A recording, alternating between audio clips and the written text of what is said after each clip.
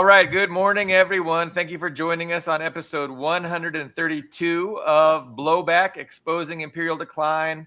I've got my regular co-host, Ian Kummer, from a suburb in Moscow. Thank you so much, Ian. I've got Patrick Corbett from, it's in Canada on the west. It's Vancouver? Vancouver, that's it. Okay. And Vladimir Golstein from Providence, Rhode Island. He is a professor of Slavic studies at Brown University. Is that correct, Vladimir? Yes. Okay. Today's episode is entitled Trumping the World. And we're just going to try and make sense of what Trump is up to. And I really want to throw it to somebody because I don't know. I can't explain what Trump is up to. Is there anybody that would like to field that vast question? Well, Patrick doesn't say much. He's very succinct. So maybe you should kick it off. What do you think? Well, at this point, my succinct take is that we don't know because we don't know who's pulling levers or behind him. We don't know what his real role is yet. He's given us some clues, but as Billy said, he's certainly entertaining us, but there's very sadly a lot of people that aren't being entertained. Palestinians, for one. Yeah. So, I mean, do we want to start in Israel? Because there's three main fronts. There's, Gaza and Israel, Ukraine and Russia, and then, of course, China. So the Gaza one is bizarre to me. Trump's talking about buying Gaza, sending the U.S. military in to, I guess, make sure Hamas stays out, and then, turning it into Gaza Lago, a new Trump resort. So let's focus on let's limit our first discussion to Gaza. Vladimir, what do you think Trump is up to there? Well, I think I don't think he offers anything concrete. This was just thrown in the air. But what we can detect there is some kind of methods that he wants to bring, maybe new ideas. Doesn't necessarily mean that they are workable, but at least he brings new ideas, and these new ideas are dealing with some kind of a pragmatic approach. We build, we rent, we redo, we do something. So I kind of praise him for trying to think outside the box.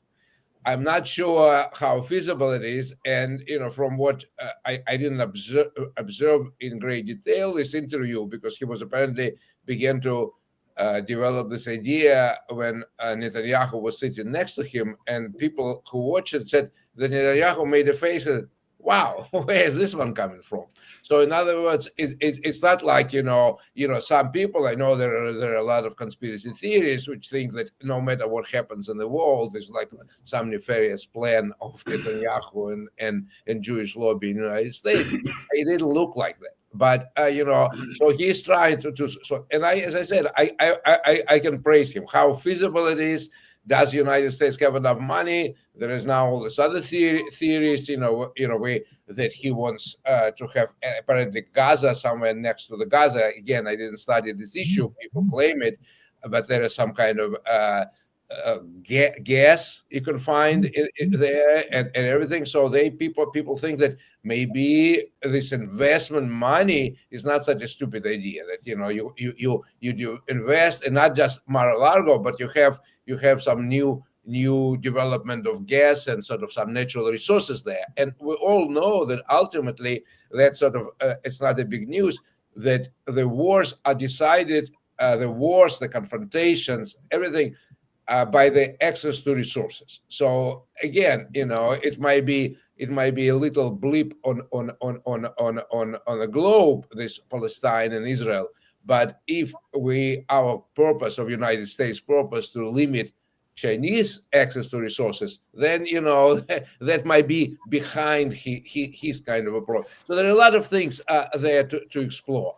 But of course, the natural question is, what will people of Palestine say? But I would say for quite some time, people of Palestine were not asked their opinion. They had Hamas represented their opinion. Before that, they had Arafat represented their opinion, or whatever. But it doesn't mean that people on the ground are listening. And most of the people probably want to live in peace without soldiers on their, putting their boots on their neck or bombing. So if whatever form or shape can solve it, it's already the beginning. So I don't see it necessarily like evil act. I don't see it as a practical act, but at least I see it's kind of that he, for 70-year-old guy, he actually thinks quick.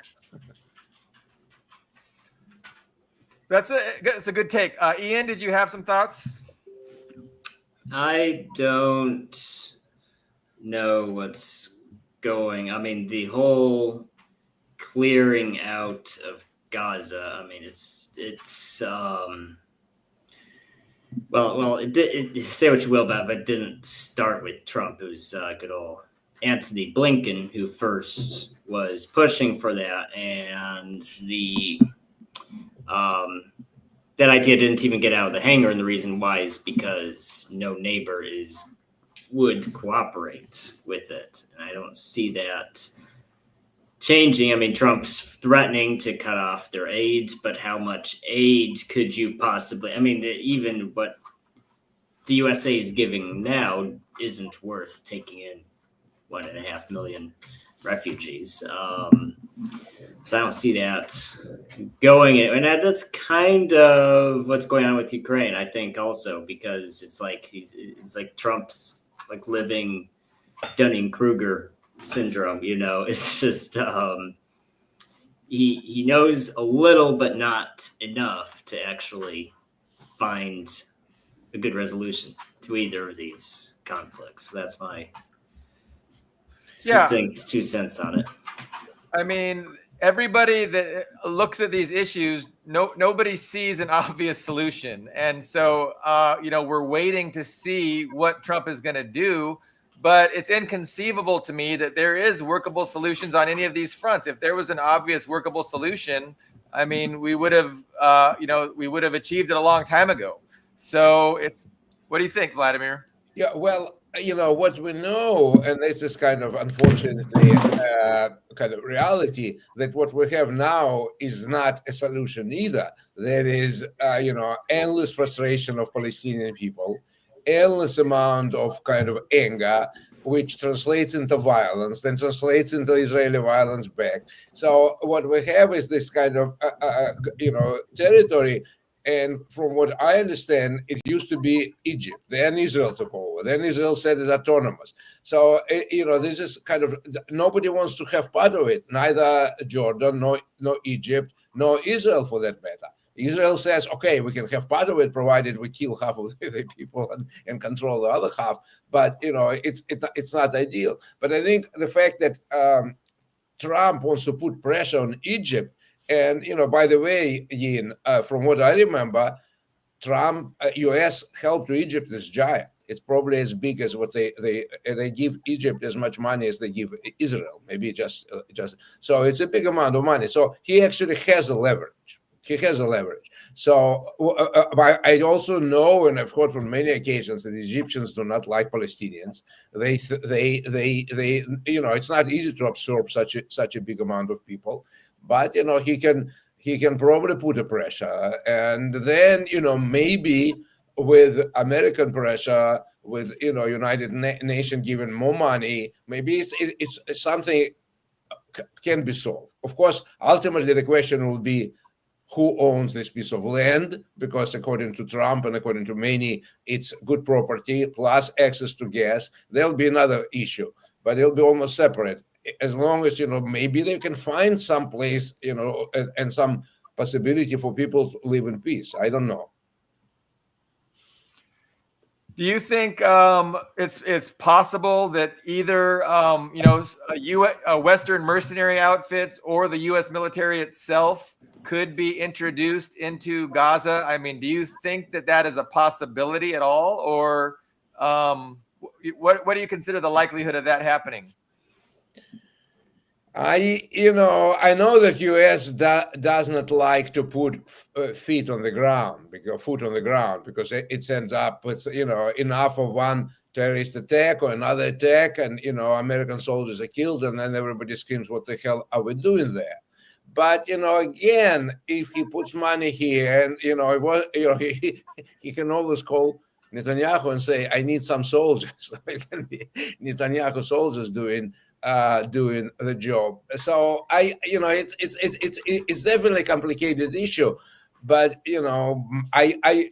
but at least what I would expect the rest of the world is somehow say, let's sit down, Arab countries, Israel, United States, Palestinians, and maybe they can sit and come up with something. Maybe, but we know that any deal requires certain amount of compromises and giving in. So if everybody will dig their heel in the ground and say we're not budging an inch, well, there'll be another attack and another brutal response of Israel and another kind of conflict.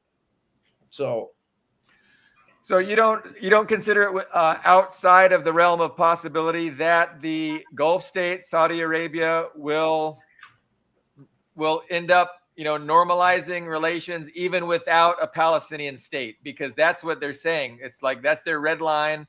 We have to have a Palestinian state if you guys want to have normal relations. And same with Egypt.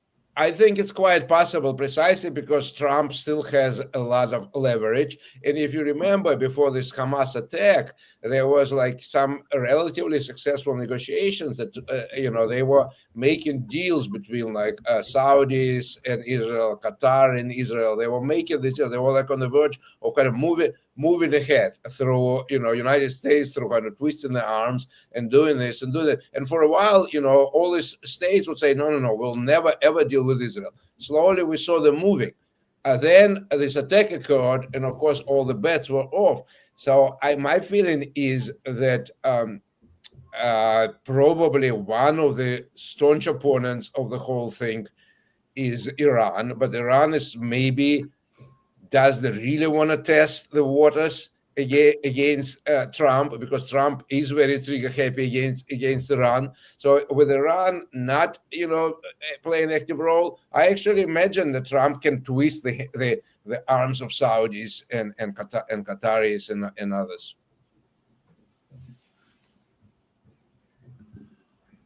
Yeah, I mean, it's interesting to try and speculate about what could possibly work, but I don't discount the lack of morality of the despotic, Gulf Arab leaders, right? And so even Egypt and Jordan, like I agree, like I don't rule it out that Trump can get them to change their mind and say, sorry, Palestinians, fuck you.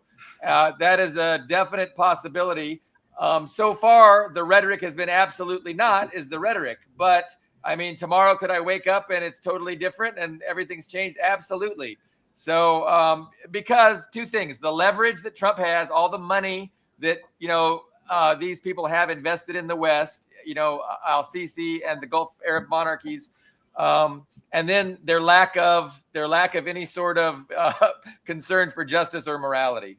So those two things, definitely it's possible that they could get their arms twisted and, agree to, throwing the Palestinians under the bus, which is essentially what would happen, right? I mean, moving them to Jordan or moving them to Egypt, that's just another colossal injustice on top of what is already a monumental injustice. I mean, it will be like, it is a form of ethnic cleansing, if you wish, but, yeah. But the sad part of it that they're not the first, not the last. We can look at Jews in Europe; they were totally ethnically cleansed. We can look at Armenians who were moved. We can look at Irish who were moved in giant amounts. They moved from Ireland, during this potato famines and so on. We have 10 times more Irish in the United States than they live in Ireland. This is not a joke. So if other countries move people, got rid of the people, and so on. So I would what I would suggest. I don't want to preempt all this conversation. Maybe Patrick and Jan have something to add. But from I think major perspective, I'm not sure that Middle East is such an important aspect of Trump's kind of vision, because I do think that we have to keep an eye on the prize that is China, and this confrontation between U.S. and China might take place and sort of getting more control of Greenland, more control of Canada, more control of other things. So I would say that might be probably, so he will try it. He will try to twist arms of this and that, but he's also very pragmatic, and like a politician, he would probably want to see the results. If he encounters unbelievable resistance, I don't think he envisions himself as being put into the second term to solve Palestinian-Israeli problem. He would say, okay, screw you guys. You want to sort of continue with this? Fine, let me go somewhere else. So I think he probably will try a lot of things. I'd just like to make a sidebar comment on the ethnic cleansing. The first ethnic cleansing that most North Americans, should be aware of was the native ethnic cleansing, and that was no small amount. Absolutely, it was easily estimated about 100 million people. So we've the blood on our hands is dried, but it's still there. Yeah, no, and I'd like to make a point about that. I mean, Vladimir, you're bringing up all these historic instances, but for the last 75 years, the United States has been, it's a pillar of Western civilization, that we oppose these things, that we oppose genocide, that we oppose ethnic cleansing, and all the ethnic cleansing you talked about are like, way decades ago, like 3/4 of a century ago, since the Holocaust, for instance. And I mean, it's just like, people could get whiplash because of the, we're against genocide, and we denounce genocide, and we're all about human rights. And then all of a sudden we're facilitating one. And it's enough to make a lot of Americans just really, what the hell's going on? I mean, you know what I'm saying? Well, it's not quite that historic, because a recent one, and it was very, fresh in the eyes, for example, of Russians and Serbians, was Clinton, totally changing the map on the Balkans. There was like, they were, Serbs were pushed out from Kosovo. It was ethnic cleansing. Serbs were, pushing people from their territories. Well, shoot, Vladimir, is it me or is it everybody else? I guess it's probably me. What? It's you. Yes. So I think it's been happening. Unfortunately, it was a very bad example. I remember I was shocked then in '97 when Clinton was bombing and opening this Pandora box. So it's within on my memory. I was teaching at Yale, and I remember I was writing letters saying, "What the hell is going on? What are we doing? This is a very bad example." But United States bravely marched in, and then we have ethnic cleansing and changes in Libya, in Iraq. We destroyed Iraq. Well, we lost. I'm sure he'll be back, but I just don't think the whole. I mean, like you said, it's true. Egypt, if I recall, this is a couple of years ago. I looked at the numbers, but Israel gets about 1/3 of all U.S. foreign aid, and an additional third goes to Egypt. So they're about equal. So it is a lot of money, but it's again, we're just talking such a huge number of people, and that's kind of what you said, Vladimir, is also kind of the elephant in the room. They don't particularly care for Palestinians, so don't want millions of refugees from the Palestinian areas going to those countries. I don't see it. And I'm not sure how important it is to Trump, if he's going to, because that was, for Biden and Blinken, I think it was Blinken driving that train, especially. It really was the hill they were going to die on. I don't know how important it is to Trump.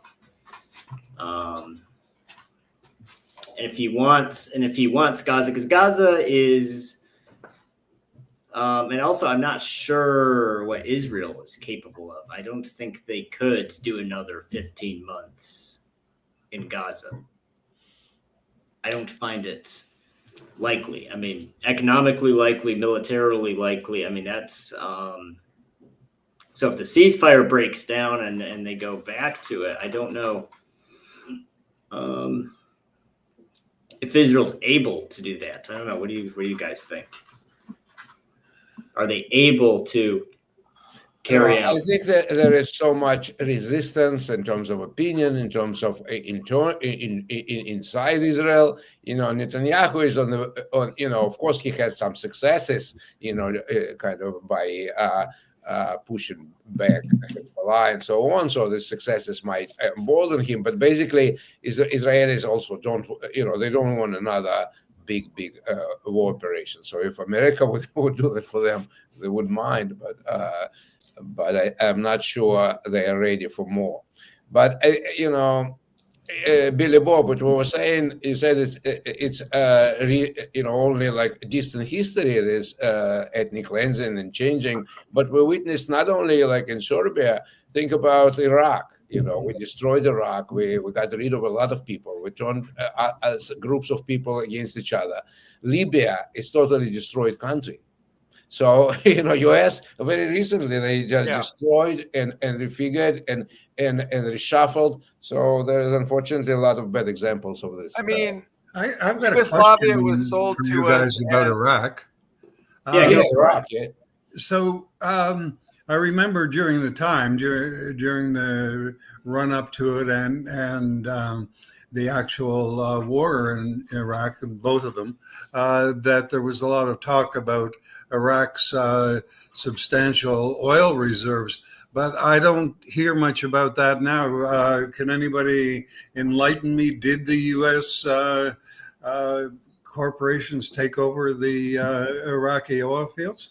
They did not. No. There was, if I recall, one major oil field. Again, I'd have to look up. These are just from memory. A very small portion went to American companies when they were auctioned, and the rest were split between Chinese, Russian, and European companies. And the reason why, and actually, even before the invasion started, there was resistance from the oil companies because American oil companies especially want safety. They want a stable market. They don't want to just own everything. They want a market that's reliable, that's not going to erupt into a war, because a war is not good for business. So they were just like, no, we don't want that. Okay. So if that was the plan, it wasn't a very, very good one. So I know it's a very popular, like you said, it's a very popular talking point, invading for the oil, but it's more likely that oil was not even in the equation. I think it's more likely that the Bush administration, even before the Bush administration, the neocon movement was obsessed with, they were obsessed with Iraq. And if you look at what the Middle East looked like before the invasion, you had Israel, and you had Iran, and you had Saddam's Iraq is kind of the three biggest guerrillas in terms of military power and geopolitical power. Those were the big three. So, so getting rid of Saddam did upend the balance of power in the Middle East. I think that's a more likely explanation for why it was done. And then they had to rebalance it back the other way, so they went to try to take out Assad. Not necessarily the other way. It was just if you look at, what's a threat around Israel? Saddam is theoretically large enough to be a threat. Assad was facilitating. So he empowered the Shias, right? So by taking out Saddam, the Shias were empowered. It was Sunnis. It was a Sunni regime, not a Shiite regime. I know, but when you take out a Sunni regime, you empower the Shias, right? And so then you take out Assad to weaken the Shias, and so it's just a rebalancing act. I mean, that's one way of perceiving it. So when because you have a Sunni Shia divide in the Middle East, and when you took out a real strong Sunni power, it benefits the Shia, and then the Shia are strong, and then Iran basically took over Iraq. And then they have, Assad as an ally in Hezbollah. So when you take out Assad, then you realign that balance a little bit and weaken the group that you had just empowered by removing Saddam. But I did want to get back to Vladimir and argue with him some more about, Yugoslavia, that was sold to us as ending genocide, right? Other people were committing genocide, and we had to intervene to stop that genocide. That's how opposed to genocide we are. And so I would just argue with that particular example. And then, of course, we always do atrocities, but we always couch them in, human rights language, right? And so in Israel, it's just like there's no real defense for it because it's so overt and blatant. I mean, we say, well, it's Hamas's fault that, Israel is genociding Gaza Strip, but I don't know. I just see a difference there. And I think a lot of people are like, hey, what the hell? I thought we were supposed to be, in favor of human rights. Now, of course, we're not. And I mean, me and you know that the United States has never cared about human rights, but it's just been so blatant. And anyway, that's my point. Patrick, did you have a thought, or Vladimir? Sorry. Well, I'm not sure if I'm quite on point, but there's something about the genocide in Gaza that disturbs me beyond what obviously should disturb everybody. But that is why don't they make more effort to cover it up? Why do they allow things like those TikTok videos of murdering children and stuff like that? And it's gone on for so long. And I think in my conspiratorial fashion that we, the rest of the world, especially the rest of the Western world, are the psychological targets of that, because there is an aspect of propaganda that plays on mass psychology that's been developed, for many decades. And one of the things that they know very well is that if you traumatize people, they are less able to act coherently. So we have been literally traumatized by the actions in Gaza and in Palestine. It is so extraordinarily hard to incorporate that into your own worldview that people not only do this, but they celebrate it, that we become less able to confront it. Now, that's not exactly a majority view, but that's my comment. And Trump whatever else you say about him in the U.S. still, although he's got an enormous movement behind him that has been manufactured, he's still a very divisive figure, and that helps keep the American population in line. And I think his supporters are being divided too, because his supporters, by and large, aren't Israel firsters, and they're not particularly fond of Ukraine. And so, to the extent that Trump does put Israel first, it's going to really split his supporters. Obviously, some of his supporters are going to be behind him no matter what, because they kind of just worship him and follow his lead. But a lot of them are principled, and they do really expect him to put America first. Am I breaking up? I'm probably breaking up. A little bit. Hear me? Could hear you, but you're frozen.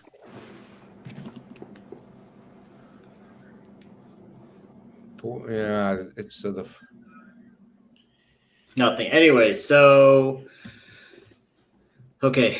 Well, we lost him. I'm sure he'll be back. There is something which I want to address, and this is, what Patrick said, but it's, things are, in my view, they're a little bit more complicated than that. That is, in the West, we do get mostly that type of pictures you describe: Israeli soldiers shooting the kids, blah, blah, blah.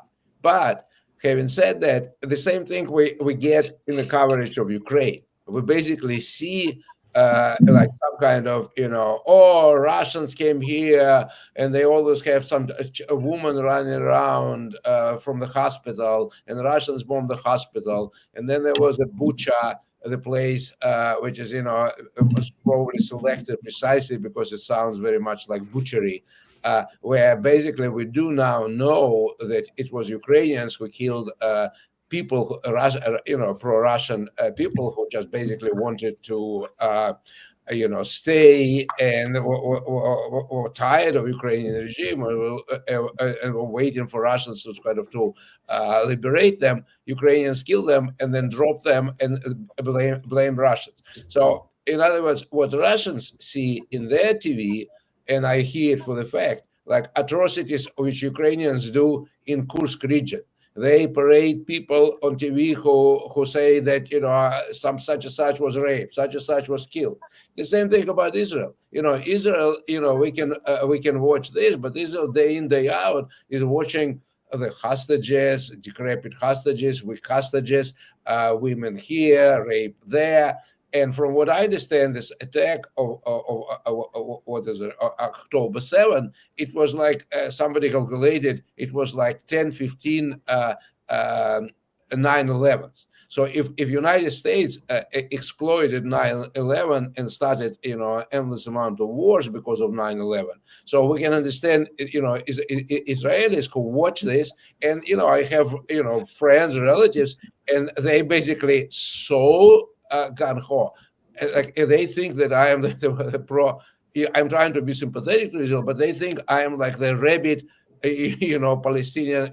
A lot of people actually broke up with me when I try to appeal to some sense. No. We have to fight. We have to war. How dare you criticize us? We are victims. We are victims. We are victims of genocide. So we have to be aware of that. That is sort of, unfortunately, genocide is very frequently in the eyes of the beholder or in the hands of a mass media. And that's the situation. But where Patrick raises fascinating question is this: why are we bombarded with that particular thing? Is it really attempt to traumatize Western population, or is it something else? I don't know. But I didn't want to present that as a singular, unnuanced thing, because I agree with what you're saying too. I think it's something potentially in the mix. Well, I think what Vladimir said about the comparison to Ukraine and Israel, I don't quite, because if you look at it from a perspective of media, hegemony. Of course, Israel as the nation state is, 10 times stronger than Hamas or any other Palestinian movement. It's just, I think it's just kind of a unique situation because you have elements in Western audiences that are so gung-ho anti-Israel, and that's what's different, for example, from Afghanistan, for example. As soon as the Taliban took over Kabul, what happened, within 24 hours, every social media outlet was cut off.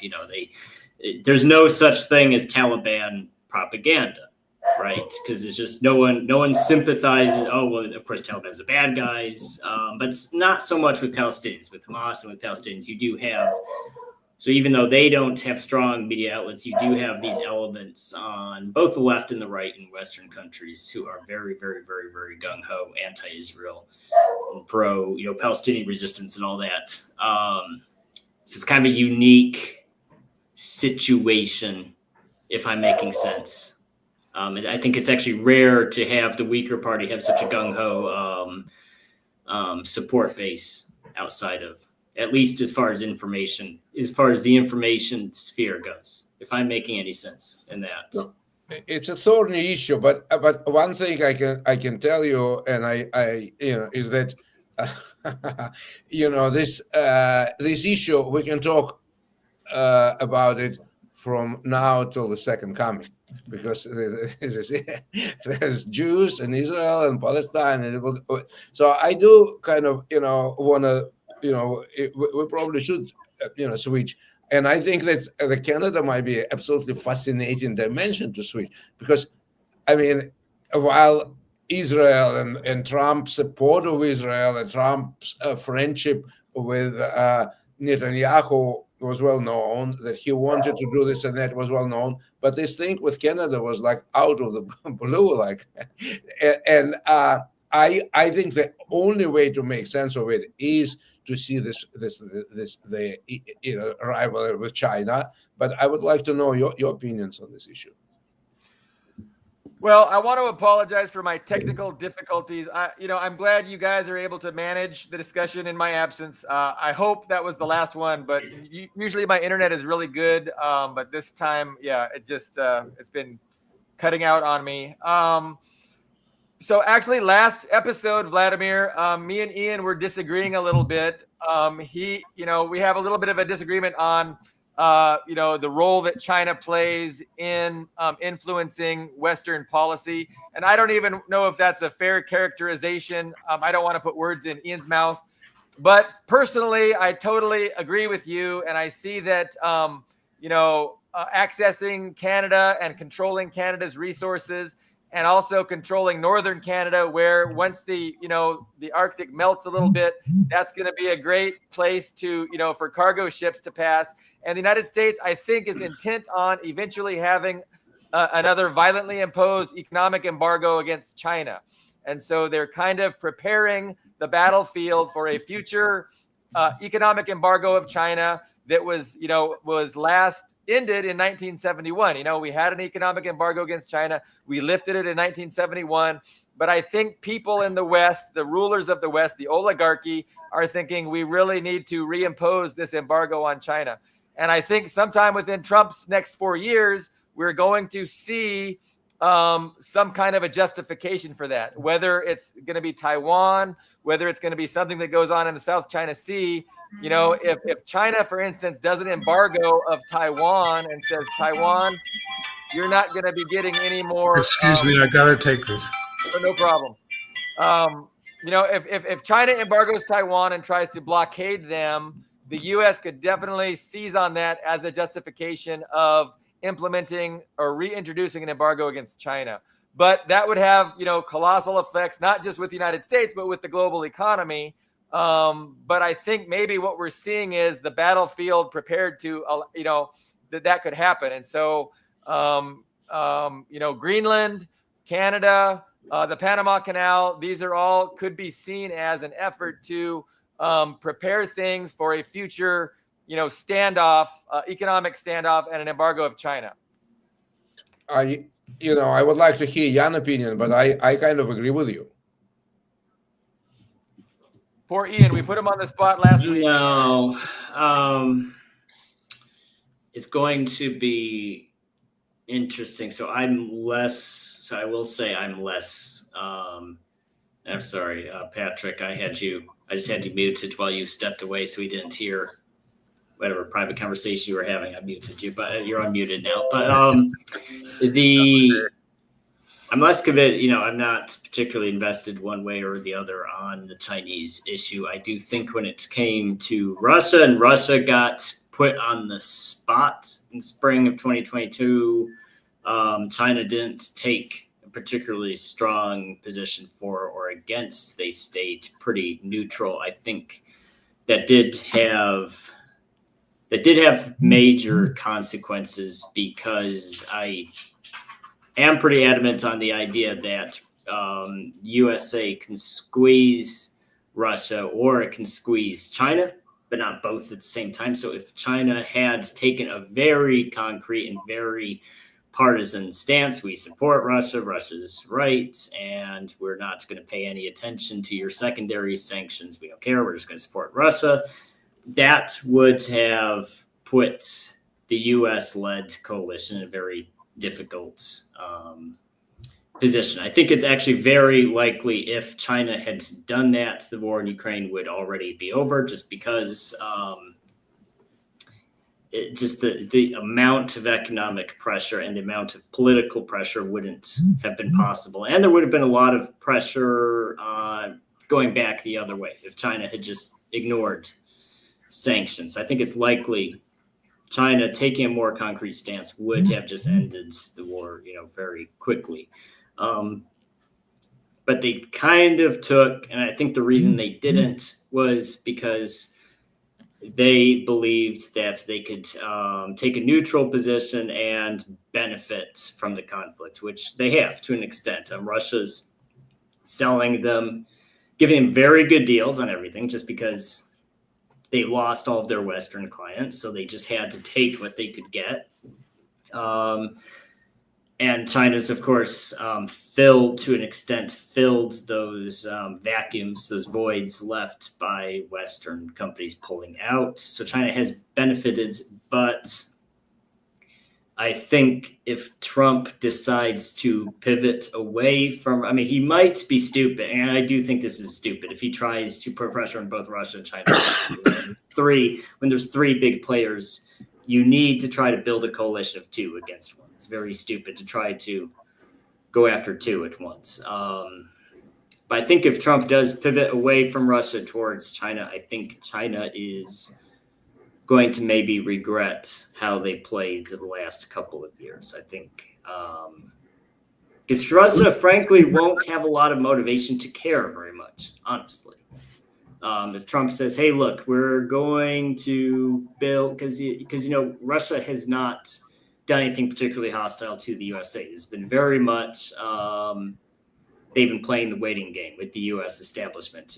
They're not going to directly antagonize the American establishment. They're just kind of waiting for someone more reasonable to take power and then make a deal with him. So if Trump says, I'm happy to make a deal with you, I see no reason Russia's going to say no. I don't think Russia's going to stop selling stuff to China. I think that they're not going to do anything like that. But if China's expecting a stalwart ally to help them in a time of need, I don't think there's any particular motivation for Russia to do that either. So that's my 2 cents on the whole pivot to China question.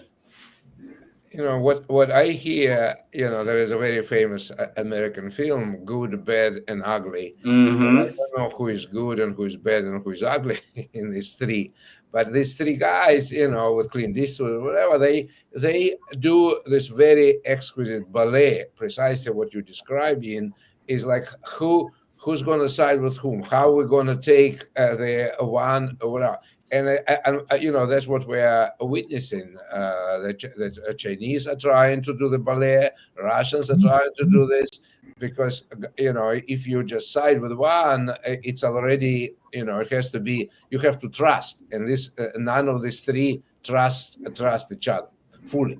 So it's going to be complicated. But talking about Trump and pivot, he would probably one of his ideas, I suspect, was to somehow bend more bridges with Russia so he can put a more squeeze on China. So this is squeeze on China will be Canada, Greenland, making peace with Russia, because in terms of size and threat, there is no doubt about that. Economically, politically, and so on, China is much bigger threat to the United States than Russia. So he'll need to think about it.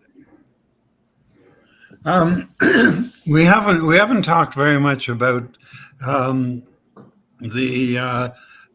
about Canada, Greenland, and things like that. It's striking to me because I'm so old that if you go back a decade or a couple of decades, things that are being talked about now are just extraordinary, and nobody would believe you if you told them that's what's going to come up. And I think this might be a good time to insert my thoughts briefly, succinctly, on Canada. The reaction of the Canadians that I know, whether or not they're a representative of of a large enough group, but I would say they are. They're not too thrilled with the idea, but I don't know how much they would push back on it. And I found myself wondering what is he really on about? Is he serious that he would make a move on Canada? And I've decided that in my mind, yes, he is. In what time frame, I don't know. In his own 4-year term, that would be very, very tough. But maybe he could, put a bit of a breach in the wall, because Canadians are not. What's the term? We're not really that stalwart about. It's a mile wide and an inch deep in terms of most of the Canadian patriotism and stuff like that. But look at Canada versus the United States in today's climate, which is that Canada has a huge amount of what the United States wants. They've got great resources. Great resources. They have a very small population in a very big area, and it's perhaps too tempting a prize not to go after, when what you need is those resources to build your economy up, because they're not going to restart their industrial base. It's highly unlikely. They could. I agree with people who say they could do that, but the American ruling class doesn't show the willingness to dig in and invest in that kind of thing. So I think in the long term, they're serious about taking over Canada and having the power to govern. I would agree, and I think again, I don't want to sound like paranoid person seeing Chinese shadows everywhere, but the key is not just like so much to get these resources and immediately begin to utilize them, Canadian resources, but potentially prevent China from getting them. Yeah, that's a good point. And that's the whole idea. And another thing, which is for me, it's absolutely obvious, from what I understand, international law, people, have access to Arctics and everything in proportion to the amount of their space within polar circle. So Russia so far has about like 50%. So they basically own 50% of Arctics. US, because there is only Alaska, does have much. But if US adds Greenland and Canada, then they would have practically access to another 50%. So basically, they will control Arctic, which prevent like potentially China from getting there, using it, and so on. So I mean, from this geopolitical kind of points of view, it makes sense. So we don't let Chinese develop. We prevent them to travel, to have access to Arctic, which also has its own share of resources. And now with getting these lands, we can put a stake and claim to 50% of Arctic. So these are very important consideration. Again, I'm not saying they are easily realizable, but I understand. I imagine that he has enough advisors there who might push him in this direction, Trump. I wanted to push back a little bit. I mean, poor Ian left, and he's having technical issues like I am. It's a bad day. It's a bad day, technically speaking. But it's interesting. I mean, because Vladimir, you seem to agree a little bit with Ian's perspective, but I kind of have a different outlook on the relationship between Russia and China. And I think that there's a real closeness there. And what they're united by is the understanding that the West is a problem, right? And that there's no dealing with the West, that the West is opportunistic and you can't trust the West. And so I think that, Russia is fortunate to have Putin as a leader. I'm not sure who will come after him, if that person will be as wise as Putin is. But I think obviously China is also lucky to have Xi. And I think those two leaders really understand geopolitics in the same way that I do, right? That it's imperialism, Western imperialism is the problem. And the solution is to stay united and make sure that, we manage the collapse of Western imperialism in a way that is going to cause the least bit of trauma to humanity. Economic catastrophe. We want to avoid economic catastrophe. We want to avoid World War III. We want to avoid nuclear war. So I think that, Putin and Xi are united in their outlook on that. And so, I don't think it's like three equal parties and none of them trust any of them. I think there's a lot of trust between Russia and China, at least the current leadership. And I think that they are united in their shared distrust of the West and Western intentions and Western imperialism. But I'm sorry, Ian. I took the opportunity of you not being here to start talking. Yes, you got all of the limelight while I was having internet problems. Yeah. But I don't think that. Anybody wants.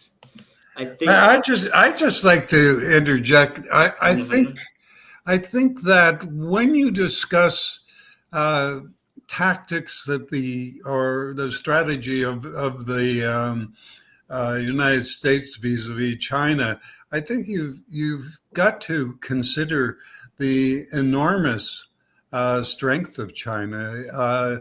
They have a united leadership. I have good friends that for personal reasons moved from China to Canada, but they're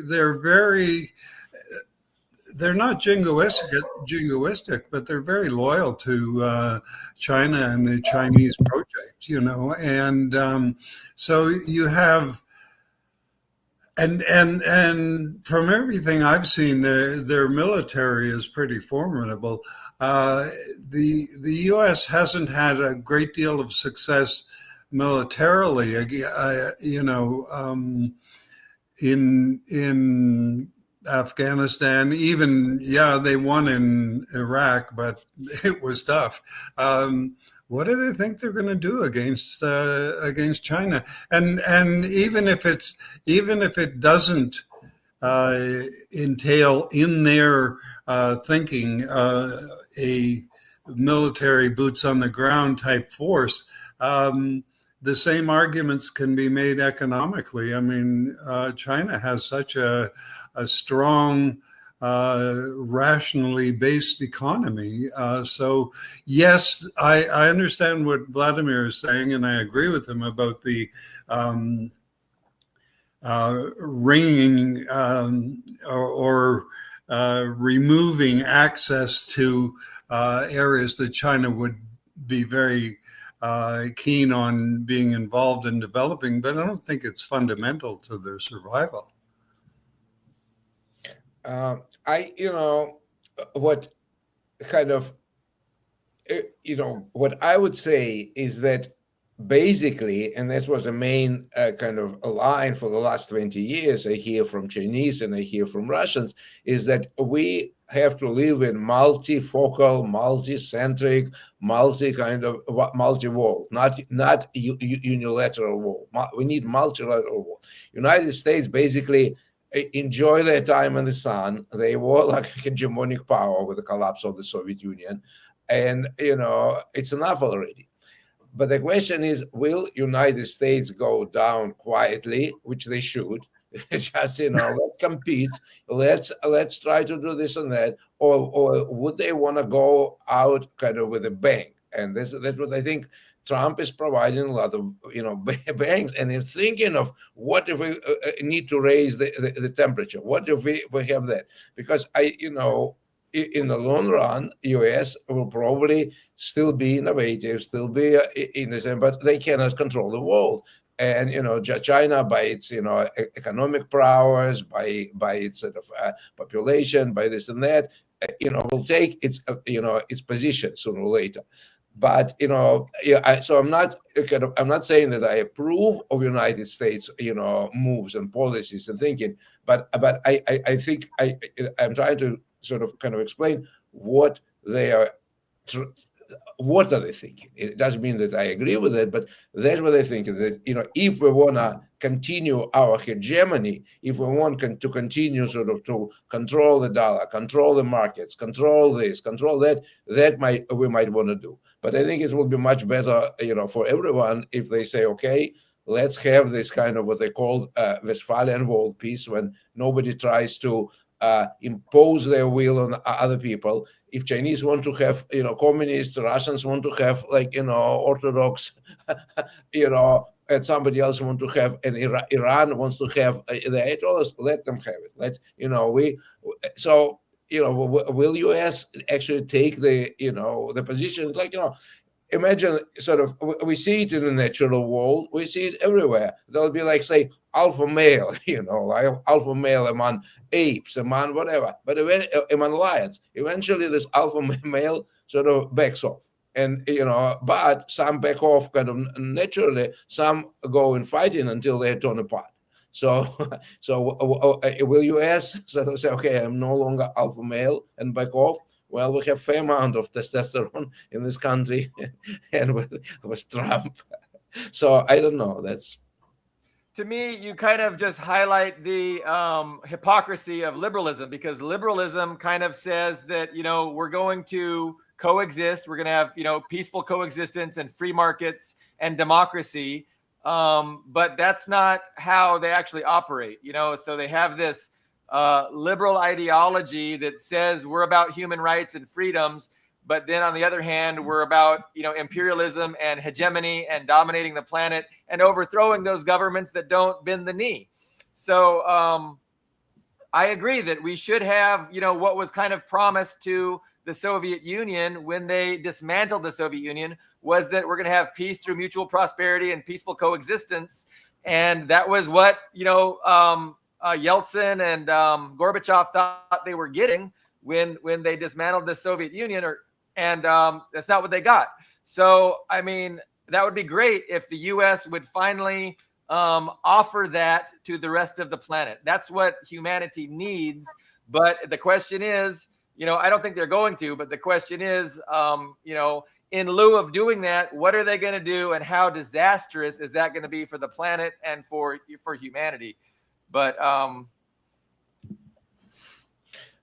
We'll see that, but that's maybe, if you look, for example, at the Roman Empire and Roman history, there were a certain time there were great emperors, with vision and everything, and then as time developed, they would start having all this madmen, Nero and Caligula and so on. So maybe the Trump is one of those will be viewed as one of those crazy emperors who sort of had the vision of restoring, Pax Romana, Pax Americana, whatever. But But most likely he wouldn't succeed. But he, at least, if in the perspective, that's how I see it. Eventually, we know Roman Empire fell apart. What are the chances, Patrick, that the United States will start cooperating instead of trying to dominate? Slim to none? Well, I don't see enough evidence of strength in the United States for that cooperative joining the multipolar world, as opposed to the hegemons are pretty much in control in the United States. If there, there's been some hopeful things, like would something like the movements. What it just slipped my mind for a minute. The what was that in Occupy Wall Street? Yeah. That kind of thing might develop some strength, but it was pretty well crushed. I think the last chance for that was in the period of the civil rights period, the movement of black leaders towards a more sophisticated analysis of what they were up against, and they were just beheaded, really. So unless we get something in that like, we're not gonna see it. And in the meantime, the ruling class in the United States has developed their weaponry, weaponizing AI, their surveillance weaponry and things like that. It's a lot harder to expect it to come from that quarter. So not very optimistic about the United States changing its approach to the rest of the world. I'm not at all. I agree. But, I think, excellent point Patrick made, but at that time during civil rights, it came kind of from inside, from Martin Luther King's vision, and this and that, and of course people decided not to listen to this visionary. But now with the kind of barbarians at the gates, with the pressure from China and everything, we might not have a choice. That's what sort of it will be like either some mad cowboys would say, I'm ready for the war, or somebody would become more practical.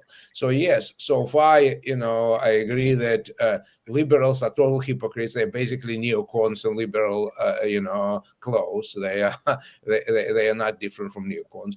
But I would say I strongly believe that a new generation will be a little bit different, because for too long United States been ruled by baby boomers, and these baby boomers still have their Cold War mentality, and and they still sort of think like that. But sooner or later they all be gone, and they'll be kind of maybe different generation. Maybe they will be more pragmatic, because I always see like for what our generation fights about, for younger ones, what's the big deal? Why are you arguing about this? This is, of course, like, this, that, I don't care. That's fine. We can all coexist. So I hear actually from young people much more ideas of like, not being ideologues as their parents or grandparents. So a little bit more optimism from you, Vladimir, just out of necessity, right? Out of the threats. There's no other option. There's no other choice. The U.S. is going to have to, relinquish its intent to, have total global hegemony. But so what I see is an effort to put things in place to really try and do their best to weaken China and reduce them as a rival. And this is, what we're talking about with, limiting their access to resources. And really, if there's a Middle East war against Iran, for instance, Iran gives China a lot of oil. The Middle East provides China a lot of oil. They can cut China off from everything except for Russian oil, really, in an embargo. And that would definitely do some damage, not just to China, but to the whole globe and the United States. But it just seems that, they've put in place, or they're putting in place they're preparing the battlefield for a future effort to really attack China's economy. And the question is, will they pull the trigger and go for it? Or will they just use it as leverage and as like a gun to their head and say, we could do this, and so you need to comply and come to some agreement on, that's favorable to the United States.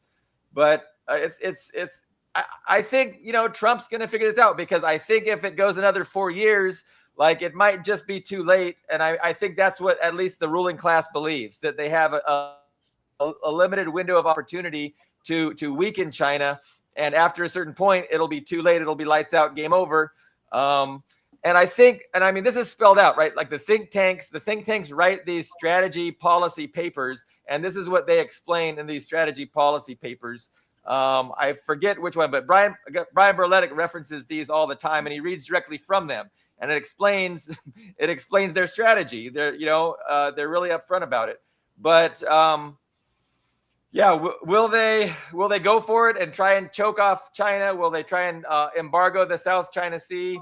Are they gonna get Iran to block the Strait of Hormuz and take 20% of the global natural gas and oil offline?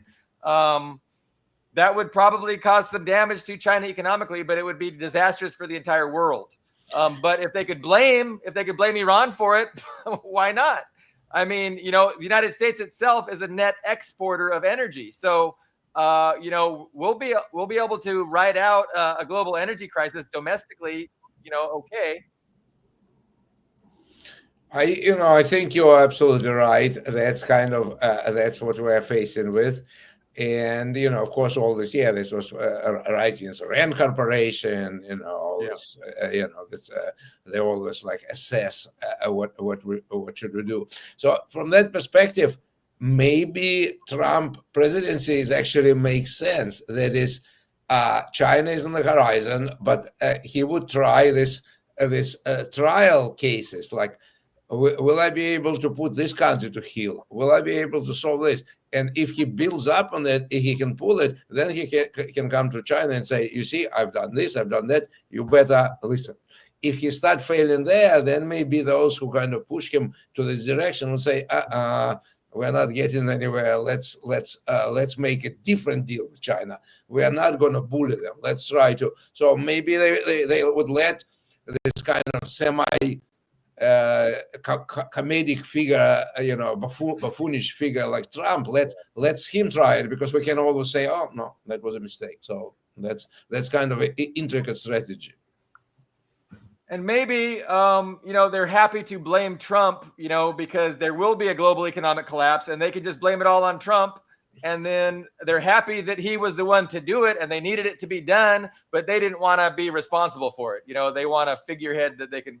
So that's definitely a thought I've had too. I think think that perspective is very possible. Yeah. Yeah. They wouldn't want the Democratic Party to, to take the blame for a war with Iran or a global economic crisis. Kamala, they don't want her to be blamed for it. They want to pick up the pieces in the aftermath. And so it's quite possible that Trump will be a pariah at the end of the 4 years due to the huge catastrophe that ensues. And so the opposition, the controlled Democratic opposition will win in a landslide. But, it's fun to speculate. It's been a tough program, technically speaking, and I appreciate everybody sticking with it. Patrick, I know you had to leave. You had like a hard stop. I do have to leave, and now is about the point that I've got to go. But I do want to say I really enjoyed meeting Vladimir and hearing his. Vladimir is what I would like to have had as a professor. Thank you, Patrick. Appreciate it. Yeah. Okay. Take care. Right. Nice meeting you. Hope to see you soon again. Yeah. Likewise. Thank you, guys. Thanks, Patrick. Where else would we like to go?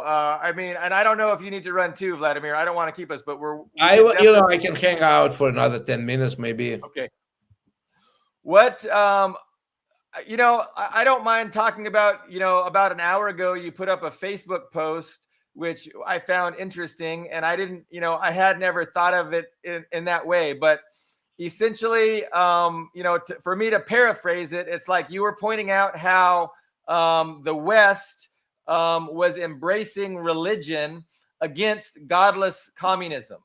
And that's kind of flipped. So now that Russia is Orthodox, we're now the anti-religious woke force for good against the homophobic, Russian religiosity. And so it's just the point to me is that the West doesn't have any principles whatsoever except to, perpetuate and maintain their own oligarchic power.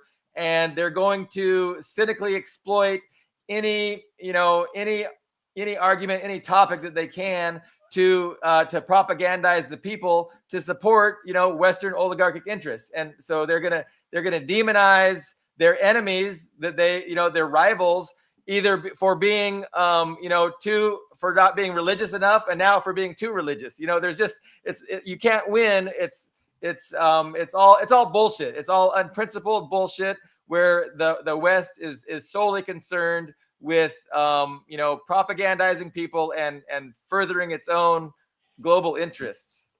That's more or less where I was going, but I agree with you. But I would add that there is I put it within the context of Cold War, and the Cold War was not only just say United States versus Russia, but it was the battle also for the Western Europe, for the hearts and minds of Western Europeans, because they were at that time, there were fair amount of leftist communist, very strong communist parties in Italy, in France. They were actually on the verge of winning after the Second World War. Italian Communist Party. So United States had to get them to their side. So how do we get relatively religious, relatively Catholic population of France or Italy to American side? Okay, we are pro-religion. While Russians are kind of, godless and whatever. So that was one of the things, that besides, say, freedom, we have freedom to experiment, we have music, we have jazz, we have abstract art. Russians don't allow that. So it was like that type of them. And for various reasons, Western countries, Germany, whatever, they're closer to Russia geographically. They have kind of sympathy, but they also culturally and politically, they're close to the United States.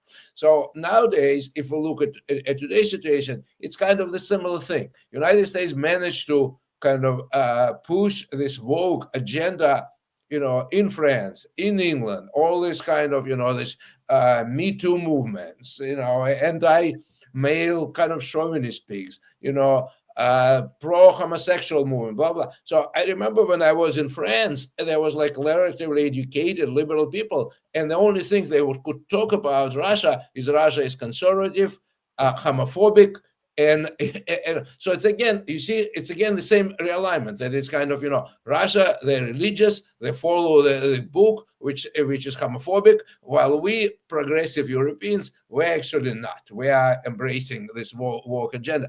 So it's kind of not that there is like serious belief, but it's kind of one way of realigning and acquiring in the Western Europe in particular, allies against Russia. Of course, the complicated issue nowadays, as opposed to before, is that, say, countries like Hungary or many others, or Poland, they're not quite happy to jump. Or Georgia, one of the issues of nowadays of Georgia is that Georgia are not ready to embrace this woke agenda, and they say we don't want that. We are still traditional religious. So now we have this complication that while Western Europe is definitely already woke and would mock Russia and push it aside as being conservative, 19th century, whatever, because of the Western greed, because they rushed to take Romania and Hungary and other countries to EU, which basically culturally, are not quite there, because now they have to deal with it. So now there is this kind of, interesting sort of, complex equation. That's why Orban, Hungarian leader, is not in a rush, and so on. But the idea is the same. Let's come up with something where Russia sticks out. This will be a way for us to get united.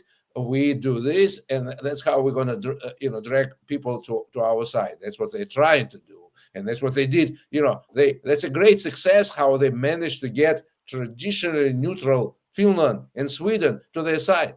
Again, Russians are conservative, Russians are dangerous, Russians are taken, and these countries which were proud, they pride themselves on being neutral, all of a sudden they're ready to join NATO. That's actually a tremendous success of that type of propaganda.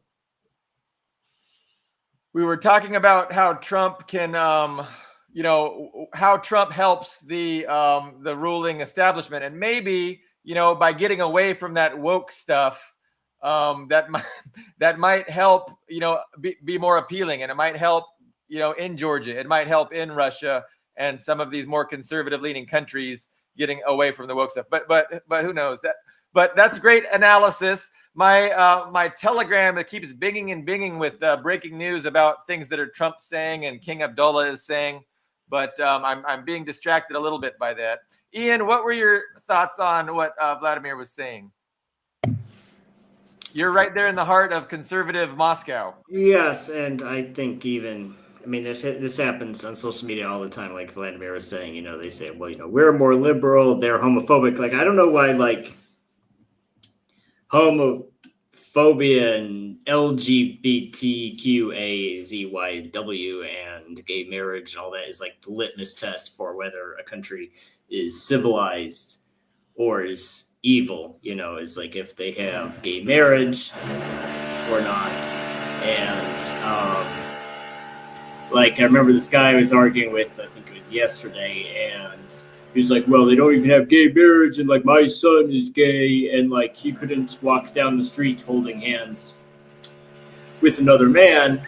And I said, well, it's true, they don't have gay marriage in Russia, but like they also don't care what you do in your personal life either. Like no one, like if you're gay in Russia, no one's going to bother you. I mean, you can't break the law, and they have the gay propaganda law now, but no one cares what you do in your personal life. I can tell you that, they just don't care. It's not even, it doesn't even matter what government is in power in Russia. If there's a regime change, or, there's the Soviet Union or the Tsar or, the Russian Federation, it's a cultural thing. They don't really care what you do in your personal life. And he's like, well, that's not what all the documentaries and news articles told me. So it's just like, you're not even arguing with individual person. You're arguing with, the entire Western news media, because, they're not, if you tell them, well, it's not true or it's exaggerated, They just won't believe you, and there's nothing you can say that will convince them. There's probably some conservative areas in the United States where he wouldn't feel comfortable walking down the street holding hands with another man. I would assume that's true in parts of Russia too. Well, the reality is that I think you're actually in more danger than in the USA. If you look at homophobic hate crimes, or if you look like, would you walk in a black neighborhood with your boyfriend holding hands? Well, probably not. You'd get beaten. If you look at homophobic hate crimes, or even like anti-Asian hate crimes, like no one cares. Like in Russia, no one cares if you're Asian, or no one, because of course there's Asian people in Russia, or no one's going to care if you're black. I mean, it's unusual to be black in Russia, right? There's not very many of them, but they're not going to mistreat you, or even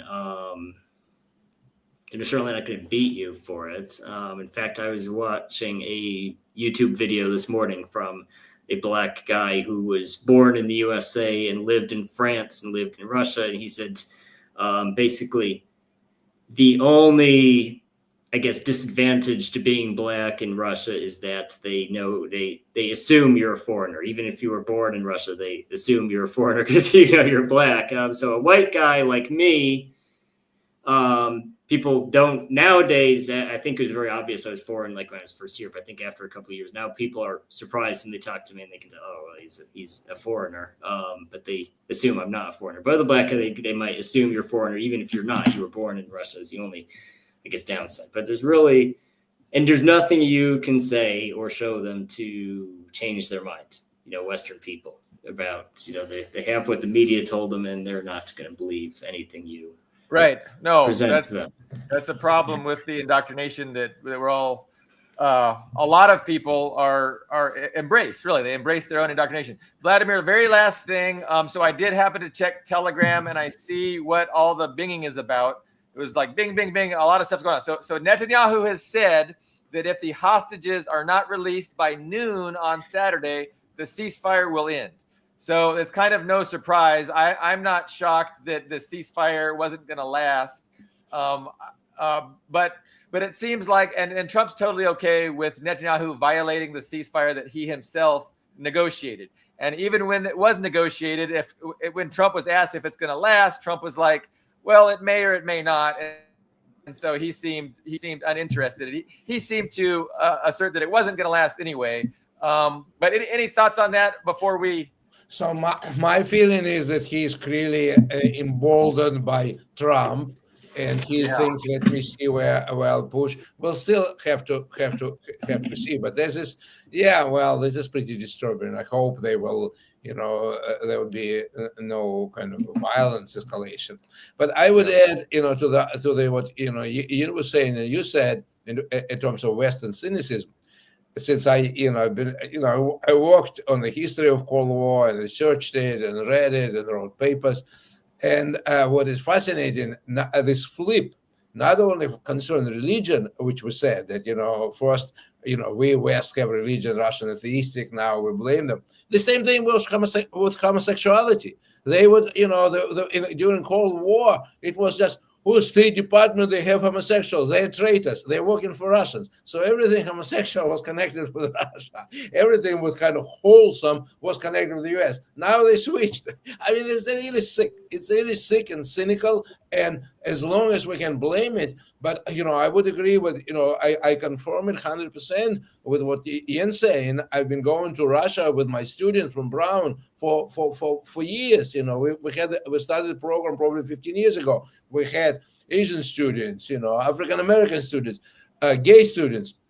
I didn't hear much complaints. I mean, there were curiosity. I have this, very attractive black, student, and she said, yeah, people will flirt with me. They would talk to me. She was sticking out, but there was any sense of anyone saying, I'm not saying that crimes do not occur, but, that was precisely their sense. The Russians do not care unless you just really go and stick it in their face and just say, you see what I'm doing, you have to approve of me, otherwise you're this and that. Then they can rebel. But basically, it's a pretty kind of peculiar and in many ways tolerant society because it is a multi ethnic society which existed for centuries like that. They were Georgians, they were Mongols, this or that. So they're kind of absolutely open. But returning to your question, well, it remains to be seen. I guess that's why the news cycles exist. Trump will create, and Netanyahu will continue to keep us busy. All right, guys, take care. Thank you, Vladimir. We'll see you soon. Thank you so much, and we'll continue our discussion. Good. Yeah, let's wrap up, Ian. Yeah, it was a tough. Are you still live? Yeah, we're still live. Oh, wow. Okay. But no, I'm just expressing my stress level this episode because of the technical issues and everything like that. But thanks for sticking with us, and we do appreciate the comments and the views, and we will definitely reconvene either Friday or the following week, and we'll see